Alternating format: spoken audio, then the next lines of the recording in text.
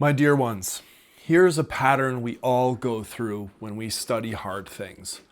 Orientation, disorientation, new orientation. Orientation is like, it's like going away to college. Like, wow, this is fun. Or, moving out of your parents' house for the first time. This is great. I'm free.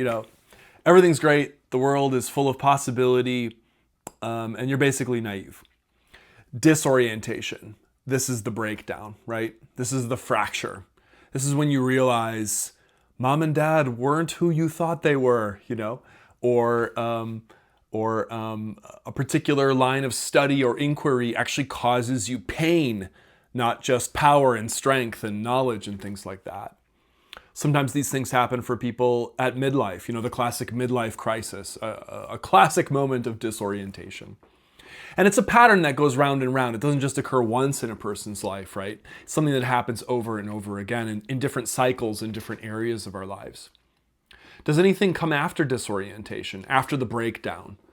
Well, yes, perhaps what we could call a new orientation. Other people have used this language, like the philosopher Paul Ricoeur, in a slightly different way, to talk about naivete, second critical distance, and second naivete, right? So this pattern, or on Christian terms, life, death, resurrection, right? This kind of threefold pattern of a period of innocence and naivete followed by a breakdown, followed by a breakthrough to something new is a really important one. Any of us who do biblical studies in an academic sense are going to experience this. We're going to experience disorientation. We are going to experience the breakdown. I've been there many times. I've gone through many cycles of this. I continue to go through it. And I want to tell you a couple things about it. Here's an important one. It's okay. It's okay. There's a lot of shame and embarrassment, often, especially in Christian communities, associated with this cycle, particularly with the disorientation part, where disorientation is stigmatized either by our own selves or by others in our community as sin. And I just think that that's bad. I think that that's wrong. I think as scholars studying the Bible, we need to enter disorientation in communities and with other people who can help us understand that there is to be no embarrassment and no shame associated with this. Pain, yes, you will take the path of pain for sure when you take the path of study, which will lead to disorientation. But shame, embarrassment, sin, no. Not necessarily, okay? I mean, I'm sure there are sinful ways to do study for Christians. But disorientation, learning a new thing and feeling out of sorts is not in and of itself a sin. And it's not a cause for embarrassment and shame, certainly not in academic communities, certainly not in the classrooms where I teach. In fact, when we teach in a formal setting, these are like laboratories for trying on and experiencing different states of disorientation and moving through it together in a faithful environment. This is not to say it feels good, though. Not to say it comes without pain. Okay, well, how can we do this? I want to offer you 8 metaphors. I'm going to offer these really fast. We could go much deeper into any of these metaphors. Some of them you may find more helpful than others, and none of these are going to solve the problem. But if you don't have any metaphors, if you don't have any framework for thinking about disorientation in your study of the Bible, you're going to have a really tough time. So I offer these 8 metaphors to you, in case you don't know them, as ways of thinking about how you might handle and begin to understand, in a specifically Christian sense, the study you are undertaking. But I think they might even be helpful for people beyond Christian theological circles, but who knows? All right, here we go. And as usual, links and resources for some of these, at least, down below. Number 1, a biblical model. Biblical authors and characters who act in the capacity of scholars, as thinkers for their communities. Who might some of these individuals be? Think about Moses. What does Moses receive fundamentally for Israel? Writing. He receives a book, the book of the law, right? And he passes that book along to Israel. He recites it for them. He's kind of like their authorized scholar. He's a model for what it's like. Does Moses experience disorientation? Read the Torah sometime, right? He is constantly battered about. And in the end, he's even banned from entering the land with the people. I mean, what a stunning, embracing metaphor. You might also think about wisdom authors, the authors that wrote books like Proverbs and Ecclesiastes and Job. These were highly literate people who were in touch not just with Israel's own theological traditions, but with a broader sense of wisdom in the world as they knew it. You could think also about historians in the Bible. The authors of Samuel Kings, for example. I think of the author of Kings constantly saying, is this not written in the book of the annals of the kings of... this requires research, right? Required a knowledge proportionate to its time of what the canons of history were about and how learning might occur and reference to sources, okay? Very interesting analogy there. You might also think about hyper-literate prophets like Ezekiel and Isaiah. I mean, these books are filled with knowledge of Canaanite culture around Israel, larger, broader ancient Near Eastern traditions from Assyria and from Babylonia. Just a lot there to consider as an analogy for what it might be like to be a member of a community of faith who's also conversant with cultures and ideas around you. You might also think from a New Testament perspective. I'm an Old Testament scholar, but I'm bringing in some New Testament here. You might also think about the Apostle Paul. He quotes Greek poets in the book of Acts, quotes Aeschylus at one point, scholars think, when he says that thing about kicking against the goads. That's probably from the Greek playwright Aeschylus. And note this about Paul's quotes of Greek poets. He usually doesn't quote them by way of refutation. He's quoting them by way of support or approval for the arguments that he's making. So there's a serious engagement there with scholars and poets, non-Christian, non-Jewish, I guess in his time, also Christian, non-Christian, non-Jewish poets and scholars. So that's a pretty big deal for Christians thinking about acting in that kind of role and taking on learning from non-Christian sources. All right, here's another biblical model, number 2. Plundering the Egyptians. Plundering the Egyptians. This is from Exodus chapter 12. Israel, after the Passover, when they escaped from Egypt, the text says that they took gold and valuable things from the Egyptians on their way out. It's a very difficult metaphor, a violent metaphor potentially. But it's one that early Christian thinkers like Irenaeus and Origen, very early, and also Augustine, developed and used in their thinking as a model for study of non-Christian sources. So we have a heritage in Christian theological circles for using non-Christian learning by way of this metaphor or this analogy of ancient Israel in the Exodus, plundering the Egyptians. This is in Exodus chapter 12. A motto that maybe some of you have heard or maybe that you haven't that could go along with this is the motto, all truth is God's truth. All truth is God's truth. Anything that's true scientifically or in a historical sense or linguistically, it is true within the purview of what God knows is true. So you can embrace it with that confidence. Okay, a third model. This is the last of my biblical models. I start with 3 biblical models because we can look to Scripture itself first for these.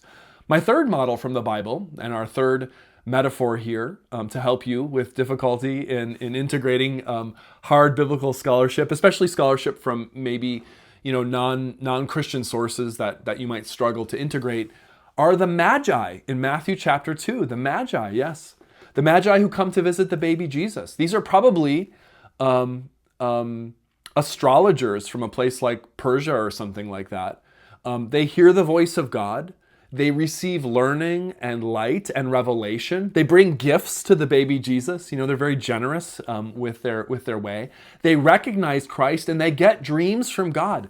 They are part of the story and they are not Christians or Jews, right? They're outside the community of faith, and yet Scripture goes out of its way to tell this story about them.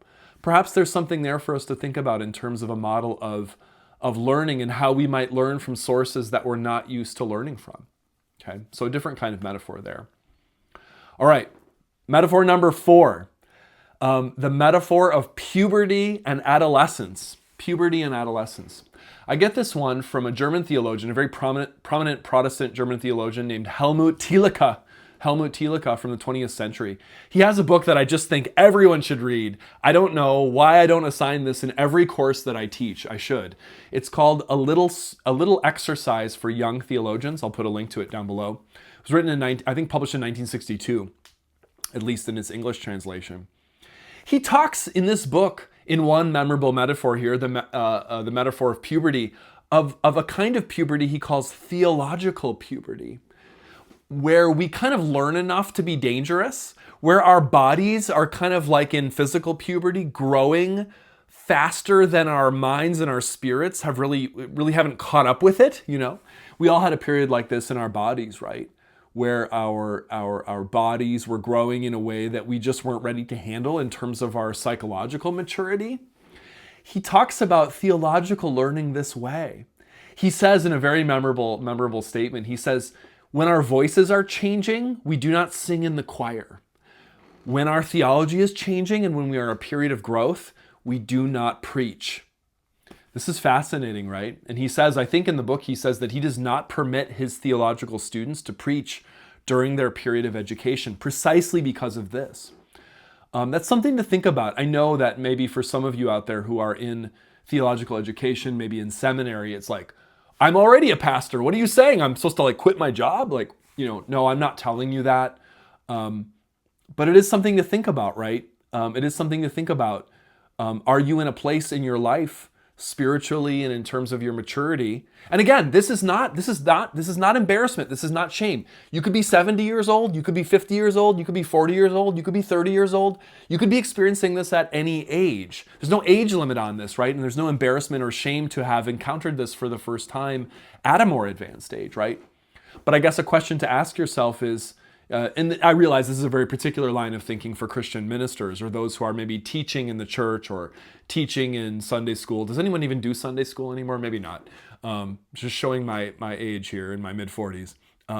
Or maybe, you know, in preaching. For those of you in that situation, maybe to think about the place that you're in your life in terms of your community and think about what's appropriate and what you can handle.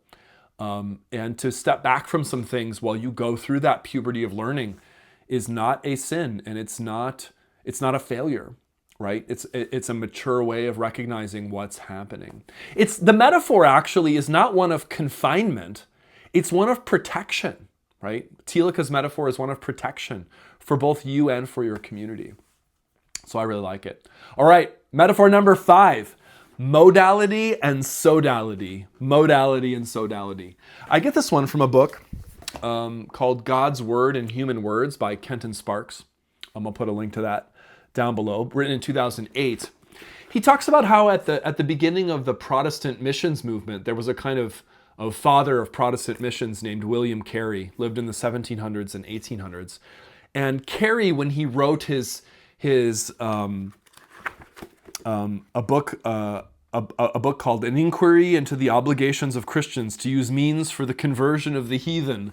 When he wrote that book, he used this idea of what we might call modality and sodality. He might not have used those words, but the concept is like this.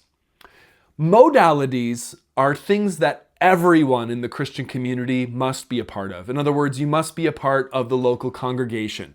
You must be a part of the fundamental structures of belonging in the church, of practice, of belief, of liturgy, you might say. Everyone has to do that, right? Everyone takes communion, right? Those kind of things. Modality. However, there's also this thing called sodality. Sodality would be like those special identities and structures that some carry out on behalf of the whole, some and not everyone. William Carey argued, in a sense, that missionary work was one of these sodalities of the church. Not everyone had to do it, but he could raise money and others could donate and support for certain people to do that kind of work. And here is something very important to know that Sparks points out in this book. That some of the most important historic sodalities of the church have been its educational institutions. Monasteries, this is where the university comes out of the practice of monks and monasteries, the modern university in Europe in the medieval period. Schools, universities, and indeed seminaries, right? So in other words, what's the point here with this metaphor of the modality and the sodality? The point is the kind of academic work that you might do as a theological student in a formal setting, or even an informal one, is not work that every single person is called to do. It's not work that everyone might end up doing, but it's a particular kind of work that is to be ideally empowered by a community for a very particular purpose, right? So what's the point here? I think recognizing educational work of a particular kind and learning and disorienting learning of a particular kind as a sodality, it gives it a kind of honor. It gives it a kind of blessing. And it supports the person in that work by way of saying, hey, not everyone can do this, and that's okay. Not everyone should do this. Not everyone will do this, right? But some people must do this, and maybe you're that kind of person. So I like that metaphor, modality, sodality. Metaphor number 6, the metaphor of a cell membrane. A cell membrane.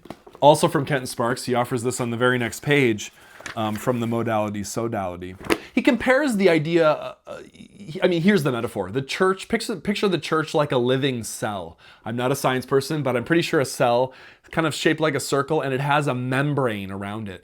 And that membrane functions to filter out things that might come in and go out of the cell.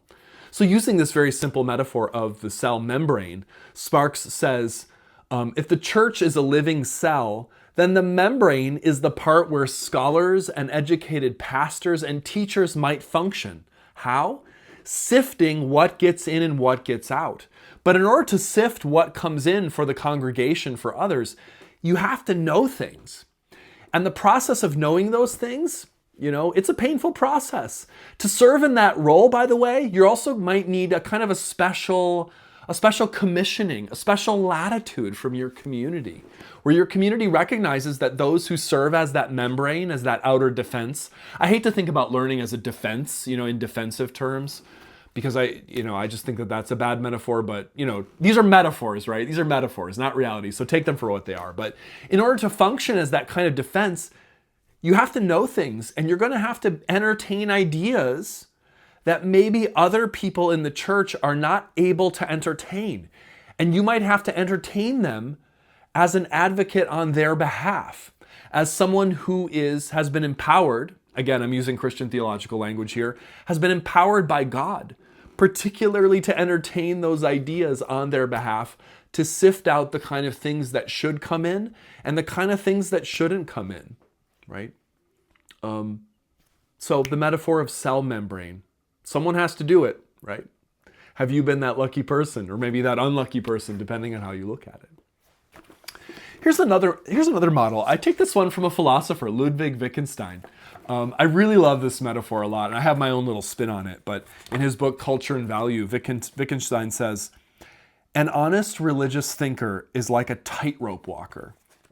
He almost looks as though he were walking on nothing but air. His support is the slenderest imaginable. And yet, it really is possible to walk on it. I love that metaphor. I love that so much. I love that as a metaphor for faith. Looks like you're walking on nothing, but actually no, you are walking on something. It's a tightrope. So the metaphor of the tightrope, what is this metaphor? Well, maybe it's obvious, right? Well, here's my kind of take on it.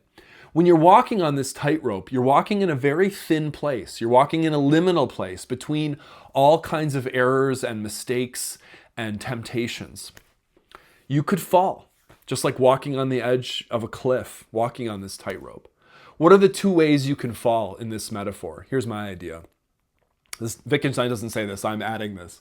On the one hand, you could fall off onto one side, which is sort of like vomiting out your new learning, your theological puberty, your unformed thoughts onto every single person who will listen to you. Just blah, and you're going to basically drag other people into this space with you.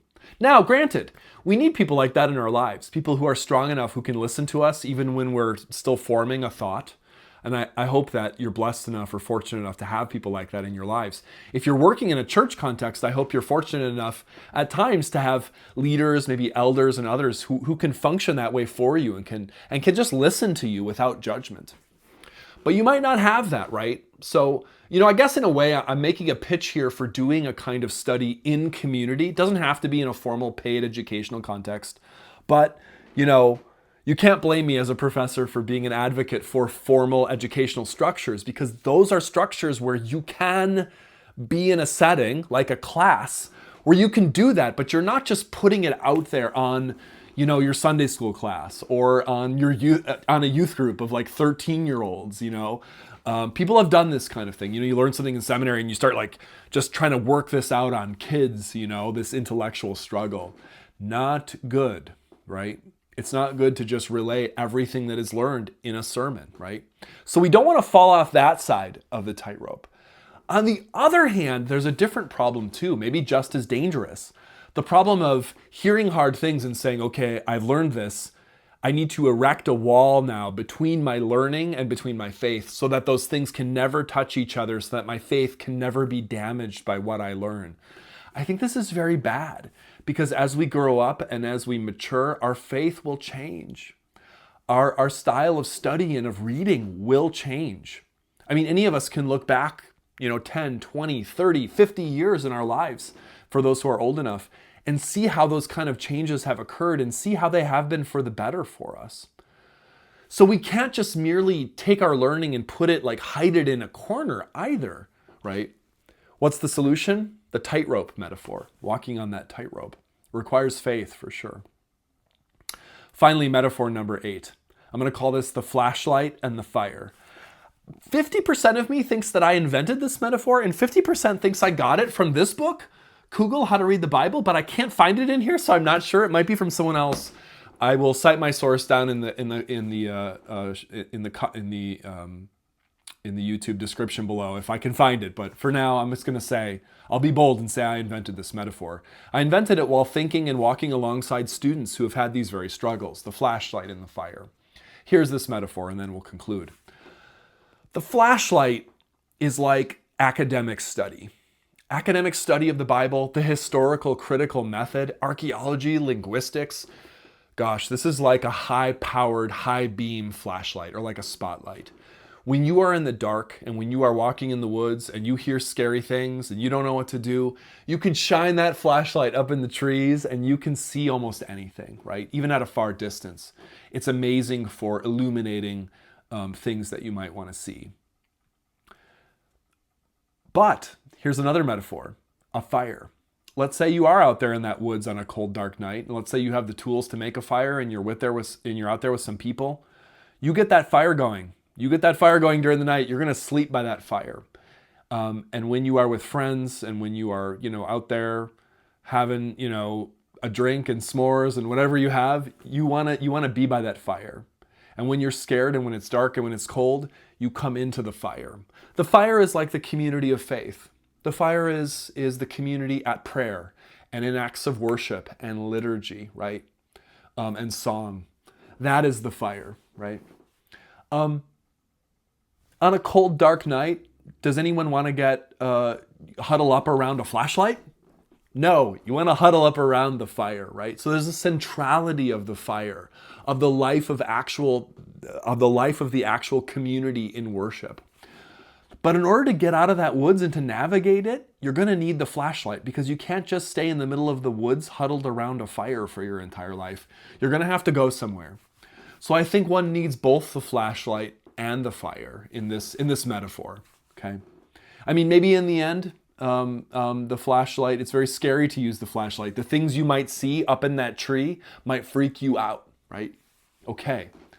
But when you hear something and maybe you need to see it, you're going to use the flashlight to see it, okay? And the flashlight's very good for that. You can't just take the light from the fire and throw it up into the tree. It doesn't quite work. Nor can you get warm around the flashlight. They have different purposes. Okay, these are 8 metaphors. None of these metaphors solves the problem of disorientation in the life of faith and learning at all. But these are 8 friends, 8 resources that I've found helpful as I've thought about the life of learning and of faith, as I've gone about my task.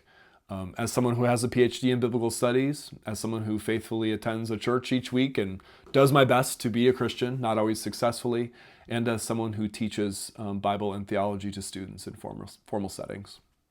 Hope it helps. Let me know what you think.